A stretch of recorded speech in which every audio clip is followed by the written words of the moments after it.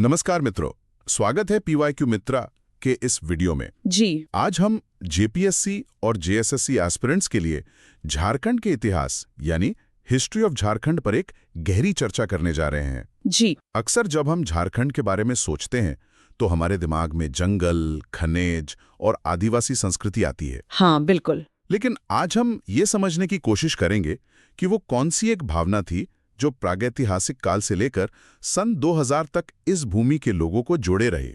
और वो भावना थी अपनी पहचान, अपनी जमीन और अपनी आजादी के लिए एक लगातार संघर्ष। बिल्कुल सही कहा। ये सिर्फ जंगलों की भूमि नहीं है, बल्कि एक ऐसी भूमि है जिसका इतिहास हजारों सालों में फैला हुआ है। अच्छा। इसे बेहतर ढंग से समझने के लिए हम इसकी कहानी को 4 अलग-अलग पीरियड्स में देखेंगे। ओके। प्री हिस्टोरिक पीरियड, जहां हम नींव को समझेंगे।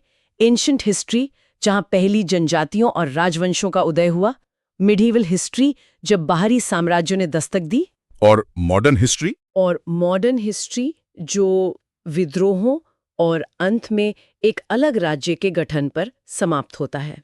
तो चलिए इस सफर की शुरुआत करते हैं पत्थर के औजारों के जमाने से। झारखंड में इंसान की मौजूदगी के सबूत, मतलब आर्कियोलॉजिकल एविडेंस, जी, कितने पुराने हैं? बहुत पुराने हैं। हमें यहाँ ह्यूमन प्रेजेंस के 3 मुख्य स्टेजेस मिलते हैं। 3 स्टेजेस? हाँ, सबसे पहले है पैलियोलिथिक या स्टोन एज, जिसके लगभग 1 लाख BC पुराने पत्थर के औजार जैसे एक्सेस और स्क्रेपर्स हजारीबाग, पलामू और सिंहभूम जैसे जिलों में पाए गए हैं। 1 लाख साल ईसा पूर्व। वाओ! और उसके बाद? उसके बाद आया मेसोलिथिक पीरियड, करीब 90,000 से 4000 AD के बीच का। अच्छा। इस दौर के माइक्रोलिथिक इक्विपमेंट यानी छोटे नुकीले पत्थर के औजार गढ़वा जिले में खोजे गए हैं। और फिर नियोलिथिक? जी, फिर आता है नियोलिथिक या न्यू स्टोन एज, जिसमें पॉलिश्ड स्टोन चिजल्स और स्लेट स्टोन चाईबासा में रारो नदी के किनारे मिले हैं। तो ये दिखाता है कि तकनीक धीरे धीरे डेवलप हो रही थी। लेकिन मुझे सबसे ज्यादा फैसिनेट करती है हजारीबाग के इसको में मिली प्री हिस्टोरिक रॉक आर्ट। हाँ, वो तो कमाल है। 1991 की एक्सकवेशन में मेजेस यानी भूल भुलैया, स्पेसशिप्स और कॉन्स्टलेशंस यानी नक्षत्रों के चित्र मिले। मतलब ये तो कमाल की बात है ना? हजारों साल पहले कोई स्पेसशिप्स और नक्षत्रों के चित्र बना रहा था। ये तो किसी साइंस फिक्शन फिल्म जैसा लगता है। ये वाकई हैरान करने वाली बात है, और ये दिखाती है कि इस क्षेत्र में बहुत पहले से एक विकसित संस्कृति मौजूद थी। मतलब सिर्फ औजार नहीं बना रहे थे। नहीं, वो ब्रह्मांड के बारे में सोच भी रहे थे, और इसी अनोखी पहचान की वजह से समय के साथ इस क्षेत्र को बाहरी दुनिया ने कई अलग अलग नामों से जाना। हाँ, ये एग्जाम पॉइंट ऑफ व्यू से बहुत जरूरी है। कौन कौन से नाम थे? जैसे ऐत्रेय ब्राह्मण में इसे पुंड्र कहा गया है। पुंड्र? हाँ, पुंड्र। ऋग्वेद में इसे कीकट प्रदेश कहा गया। कीकट प्रदेश? हाँ, और दिलचस्प बात यह है कि ये सारे नाम पुंडरेक, कीकट, विष्णु पुराण का मुंड एक ही तरफ इशारा करते हैं। बिल्कुल। ऐसा लगता है कि मैदानी इलाकों में बसे साम्राज्य इस क्षेत्र को हमेशा एक अलग, बाहरी और जनजातीय भूमि के रूप में देखते थे। आपने बिल्कुल सही समझा। यही अलग पहचान की भावना है जो हजारों साल बाद झारखंड राज्य आंदोलन का बीज बनी। अच्छा। महाभारत में इसे पुंडरीक देश कहा गया। चीनी यात्री फाहियन ने इसे कुक्कुटलाड कहा। कुक्कुटलाड। और ह्वेनसांग ने कीलो नासूफलाना, जिसका मतलब था कर्ण सुवर्ण। तो फिर झारखंड नाम पहली बार कब इस्तेमाल हुआ? पहली बार झारखंड शब्द का साहित्यिक उपयोग 13वीं सदी के एक कॉपर प्लेट में मिलता है। 13वीं सदी? जी। मुगल काल में से कुकरा या खोखरा कहा जाता था, और ईस्ट इंडिया कंपनी के समय में एडमिनिस्ट्रेटिव पर्पसेस के लिए छोटा नागपुर नाम प्रचलित हुआ। चलिए अब यहाँ के सबसे पहले निवासियों, द फर्स्ट पीपल्स की बात करते हैं। तो इस क्षेत्र में कई जनजातियों का उदय हुआ। इनमें 3 प्रमुख हैं। ओके। सबसे पहले असुर, द असुराज। इन्हें सबसे पुरानी आदिम जनजाति माना जाता है। और ये आयरन स्मेल्टिंग में माहिर थे ना? बिल्कुल, लोहा गलाने की कला में। माना जाता है कि आज के लोहार समुदाय के लोग उनके ही वंशज हैं। और असुरों के बाद मुंडा जनजाति आई। एक मिनट, मैंने पढ़ा है कि माना जाता है कि मुंडा तिब्बत से आए थे। हाँ, ये तो बहुत बड़ी दूरी है। क्या इस थ्योरी को लेकर इतिहासकारों में कोई मतभेद है या ये सर्वमान्य है? ये एक बहुत अच्छा सवाल है। देखिए, ये एक प्रचलित थ्योरी है, लेकिन इस पर इतिहासकारों में बहस है। अच्छा। जो बात तय है वो ये है कि मुंडा इस क्षेत्र में आकर बसे और उन्होंने यहाँ की सामाजिक राजनीतिक व्यवस्था की नींव रखी। उन्होंने ही ऐतिहासिक नागवंश की स्थापना में महत्वपूर्ण भूमिका निभाई। राइट। और तीसरे प्रमुख हैं ओरांव, दी ओराउंस, जिनका संबंध दक्षिण भारत के द्रविड़ों से माना जाता है। अच्छा, इनकी भाषा कुड़ुक है?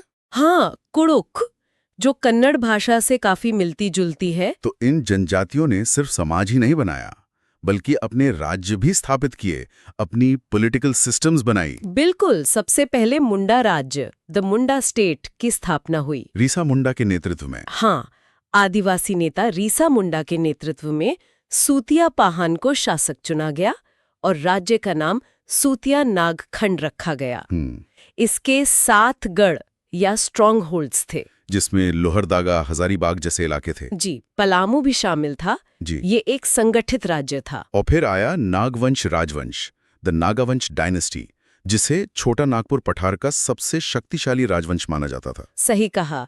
इसकी स्थापना 64 एडी में फणिमुकुट राय ने की थी, जिन्हें अंतिम मुंडा राजा मादरा मुंडा ने गोद लिया था। बिल्कुल, और अपना उत्तराधिकारी नियुक्त किया था। यह राजवंश इसलिए महत्वपूर्ण है क्योंकि इसने लगभग 2000 सालों तक इस क्षेत्र पर शासन किया। 2000 साल? हाँ, और बाहरी आक्रमणकारियों से इसे सफलतापूर्वक बचाया।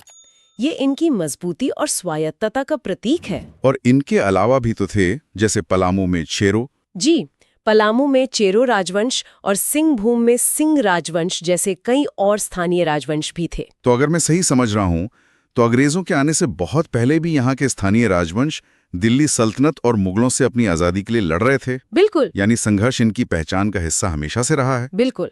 मेडिवल पीरियड में यही संघर्ष और भी तेज हो गया। जहां एक तरफ रामगढ़ राज्य जैसे स्थानीय राज्य फल फूल रहे थे, वहीं पलामू में चेरो राजा मेदिनी राय का शासनकाल आया 1662 से 1674 एडी। हाँ, जिसे चेरो शासन का स्वर्ण युग, गोल्डन एज कहा जाता है। उनकी न्यायप्रियता के बारे में कहावत भी मशहूर है। हाँ, कहावत थी, राजा मेदिनी राय के न्यायपूर्ण शासन के दौरान किसी भी घर में मथनी और घी की कमी नहीं थी। मतलब इतनी समृद्धि थी। जी, उन्होंने कृषि के नए तरीके अपनाए और अपनी प्रजा से कर भी नहीं लेते थे। ये दिखाता है कि बाहरी हमलों के बीच भी इस क्षेत्र में समृद्धि और सुशासन के दौर थे। लेकिन ये शांति का दौर हमेशा नहीं रहा। जल्द ही दिल्ली सल्तनत और मुगलों की नजर इस रिसोर्स रिच भूमि पर पड़ी। सही। सबसे पहले दिल्ली सल्तनत ने यहाँ प्रवेश करने की कोशिश की। बख्तियार खिलजी से लेकर फिरोज शाह तुगलक तक सबने कोशिश की। सबने। लेकिन नागवंशी शासकों के कड़े प्रतिरोध के कारण उन्हें ज्यादा सफलता नहीं मिली। और फिर मुगल आए। हाँ, फिर 1585 एडी में अकबर के जनरल शाहबाज खान ने नागवंशी राजा मधुकर शाह को हराया और छोटा नागपुर को एक सबऑर्डिनेट स्टेट बना दिया। जी, एक अधीनस्थ राज्य।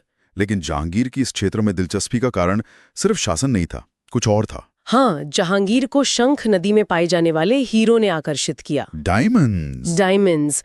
उसने नागवंशी शासक दुर्जन साल को कैद कर ग्वालियर के किले में 12 साल तक रखा। लेकिन कहानी में एक दिलचस्प मोड़ तब आया जब असली और नकली हीरो की पहचान का मौका आया। बिल्कुल। और दुर्जन साल, जो हीरो के पारखी थे, उन्होंने अपनी विशेषज्ञता दिखाई। अच्छा। उनकी कला पारखी नजर से प्रभावित होकर जहांगीर ने न सिर्फ उन्हें रिहा कर दिया, बल्कि उन्हें शाह की उपाधि भी दी। ये तो अद्भुत है। मतलब एक आदिवासी राजा की कला की समझ ने उसे ग्वालियर के किले की कैद से आजाद करा दिया, है ना? इतिहास में ऐसे किस्से कम ही मिलते हैं। ये अद्भुत है। लेकिन 1707 में औरंगजेब की मृत्यु के बाद मुगल साम्राज्य कमजोर पड़ गया, जिससे एक पावर वैक्यूम पैदा हो गया। और इस खालीपन को भरने के लिए ईस्ट इंडिया कंपनी ने दस्तक दी। The company arrives. हाँ, अंग्रेजों ने औपचारिक रूप से 1767 में झारखंड में प्रवेश किया।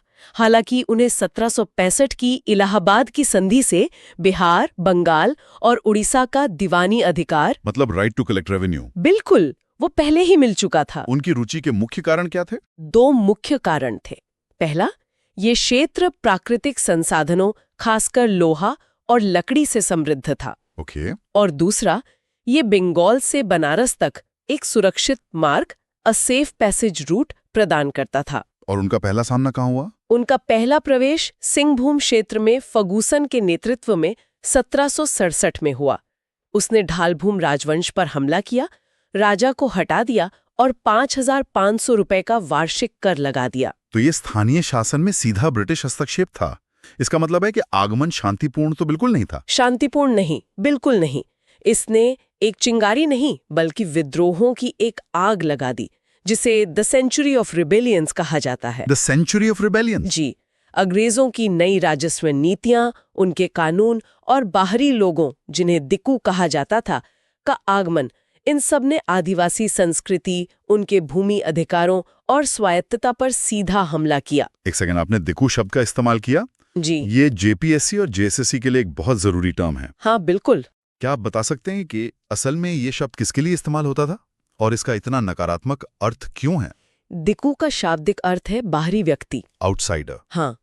यह शब्द उन जमींदारों, साहूकारों, ठेकेदारों और अधिकारियों के लिए इस्तेमाल होता था जो अंग्रेजों के साथ इस क्षेत्र में आए। ये लोग आदिवासियों की पारंपरिक व्यवस्था को नहीं समझते थे, उनकी जमीनों पर कब्जा करते थे, उन्हें कर्ज के जाल में फंसाते थे और उनका शोषण करते थे। बिल्कुल।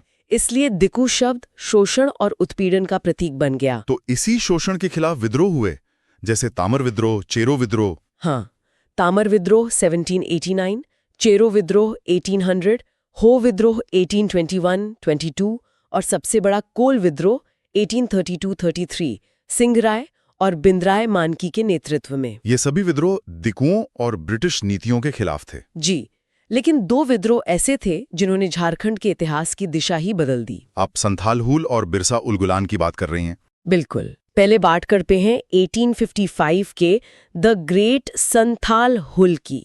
हुल का मतलब संथाली में विद्रोह होता है। तो ये करो या मरो का नारा था? हाँ। ये दामिने को क्या इलाका था जहां ये विद्रोह केंद्रित था?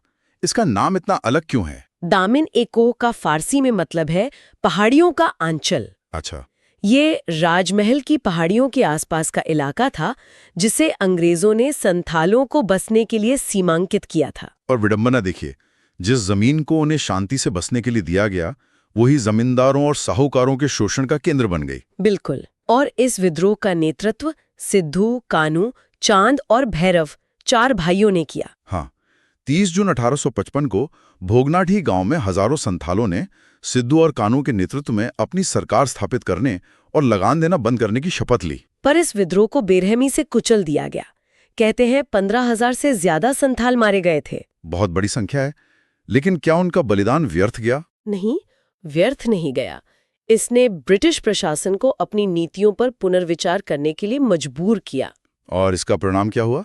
30 नवंबर 1856 को संथाल परगना जिले का औपचारिक रूप से गठन किया गया और वहां विशेष कानून लागू किए गए ताकि आदिवासियों की शिकायतों का समाधान किया जा सके।